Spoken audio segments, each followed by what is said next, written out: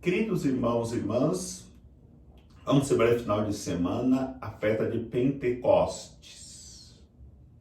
A festa de Pentecostes encerra na nossa liturgia o tempo da Páscoa. E a festa de Pentecostes, ela é tão antiga como a festa da Páscoa, porque nos remete ao Antigo Testamento, logo no início da caminhada do povo de Deus rumo à Terra Prometida. E lembramos que a origem da festa da Páscoa foi quando o povo, saindo do Egito, chegam à Terra Prometida e o Senhor pediu que eles celebrassem perpetuamente a Páscoa, que lembrava a saída do Egito para a liberdade, a saída da escravidão para a vida, para a liberdade em Deus. Enquanto a festa de Pentecostes, que também tem no início da caminhada do povo de Deus, a sua origem era uma festa agrícola, tempo de plantação e colheita, e assim celebravam a festa de Pentecostes. E como a Páscoa tornou-se uma festa religiosa. É por isso que a primeira leitura de hoje diz que estavam em Jerusalém para Pentecostes. Havia ali vários povos, os partos, os medos, os que habitavam a Capadócia, a Panfilha, a Frígia e tantos outros que estão ali para celebrar a festa de Pentecostes. E foi nesse dia que veio o Espírito Santo, e por isso dizemos que é o dia de Pentecostes. E hoje, a liturgia da palavra nos traz uma catequese. E é muito bom nós entendermos que a liturgia de hoje não quer contar história de como aconteceu o Pentecostes, mas a intenção é nos catequizar em relação ao Espírito Santo. E nós teremos 3 grandes catequistas que nos ensinarão o que é Pentecostes, qual é a intenção de Deus quando ele faz acontecer um Pentecostes na vida humana. O primeiro catequista é São Lucas, na primeira leitura do Atos dos Apóstolos. O segundo catequista é São Paulo, na segunda leitura. E o terceiro catequista é São João, no Evangelho de hoje. Por que eu estou frisando bem que não é interesse dos catequistas de hoje, de São Lucas, de São Paulo e São João, contar história? Porque se nós formos meditar na liturgia de hoje como história, não vamos entender nada. A começar por uma realidade, porque parece uma contradição. São Lucas vai dizer que o Espírito Santo veio 50 dias após a ressurreição de Jesus. E São João no Evangelho vai dizer que logo após a ressurreição, Jesus soprou sobre os discípulos o Espírito Santo.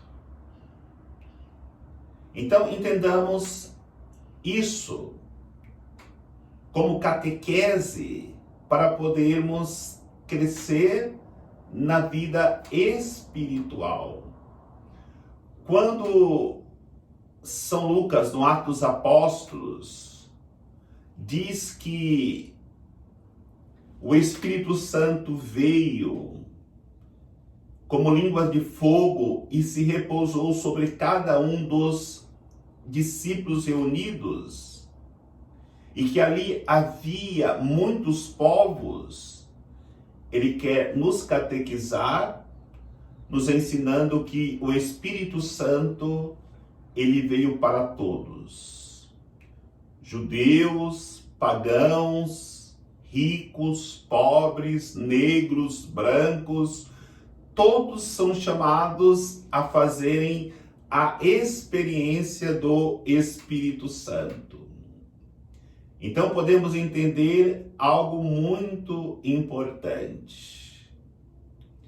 Se os discípulos não tivessem feito a experiência de Pentecostes, eles jamais poderiam levar a igreja a se tornar fecunda como ela é nos dias de hoje, atingindo a humanidade inteira.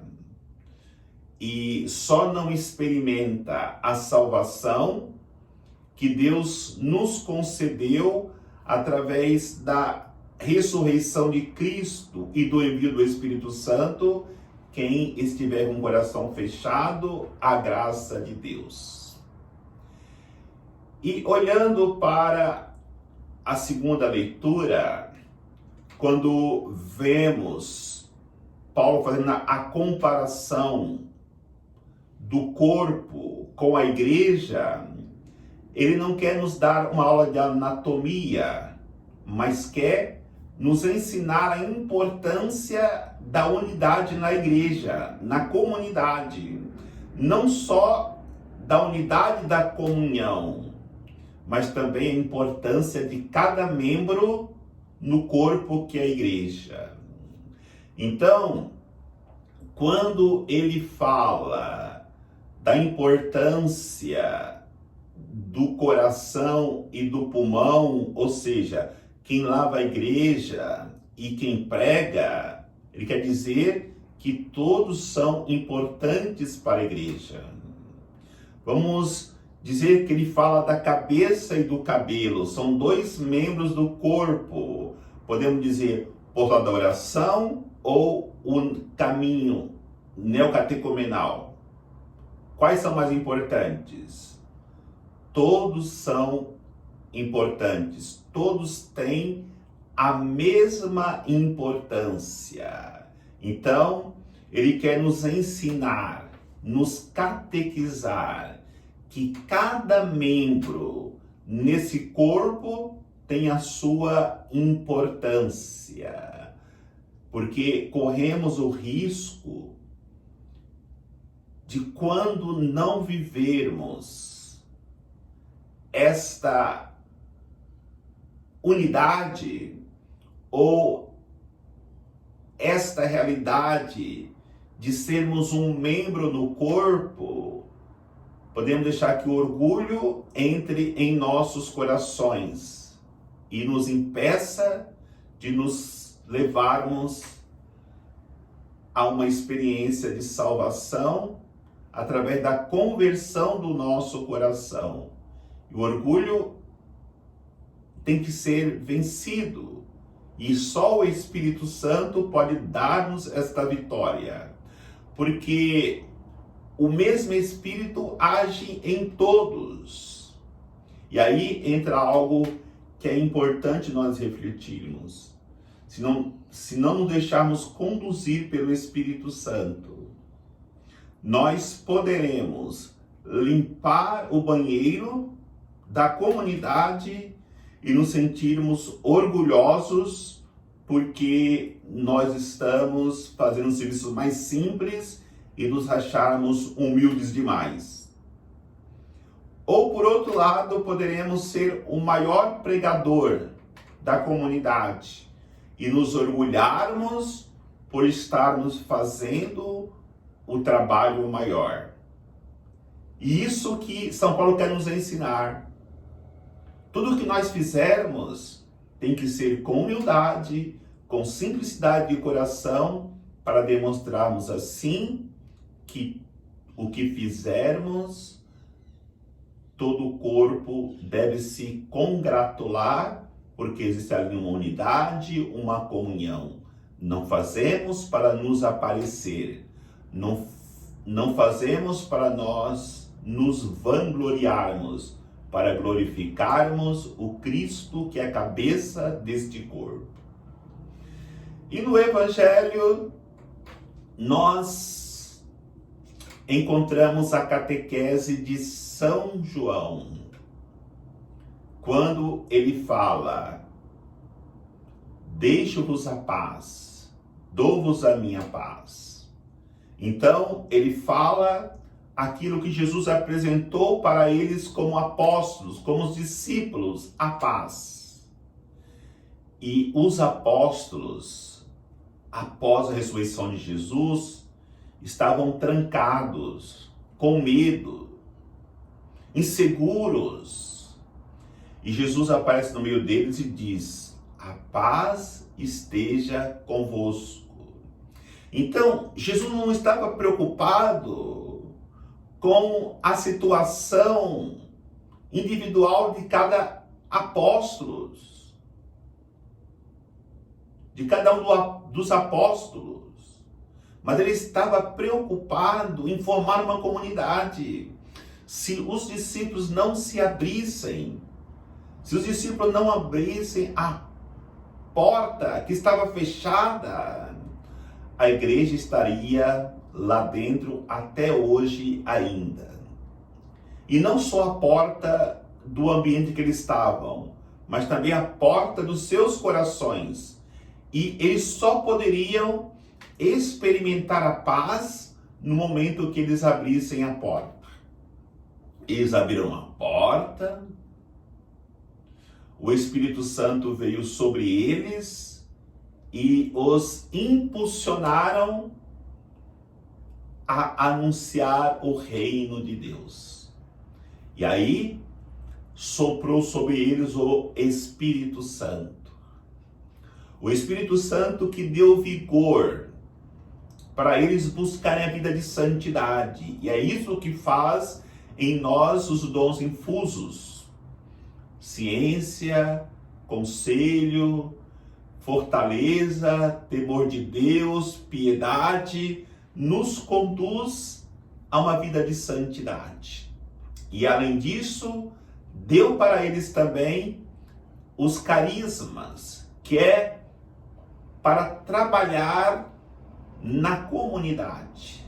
Profecia, línguas, discernimento dos espíritos, a ciência, a fé, são dons que eles vão colocar a serviço da comunidade, que nós vamos colocar a serviço da comunidade. E também os frutos do Espírito Santo. O fruto do Espírito Santo é para que nós possamos viver bem a unidade, a comunhão com o outro. Como que é maravilhoso numa comunidade onde há pessoas bondosas, onde há alegria, onde há paciência, onde há caridade. Então, por isso que Jesus soprou sobre eles o Espírito Santo. E também disse: a quem perdoares os pecados serão perdoados. Aqueles que retiverdes, os pecados serão retidos. O perdão é uma via de ida e volta. Se eu não for dando o perdão, jamais eu teria volta, porque isso é impossível se eu não perdoar os meus irmãos. Então, queridos irmãos e irmãs, é importante, quando nós vamos pedir perdão a Deus, quando nós vamos rezar o Pai Nosso, perdoai as nossas ofensas, assim como nós perdoamos a quem nos tem ofendido, nós precisamos, de verdade, perdoar qualquer pessoa, porque o Espírito Santo, infundido sobre os apóstolos no dia de Pentecostes, não pode ser derramado num coração que não perdoa. E os discípulos só receberam a infusão do Espírito Santo porque eles perdoaram. encontraram a paz. Encontrando a paz, eles puderam assim viver na coragem de ir em qualquer parte do mundo anunciando o reino de Deus e anunciando a salvação que Deus nos trouxe através de Jesus Cristo e através do Espírito Santo derramado sobre os nossos corações, sobre nossas almas. Que o Senhor nos abençoe, em nome do Pai, do Filho e do Espírito Santo. Amém.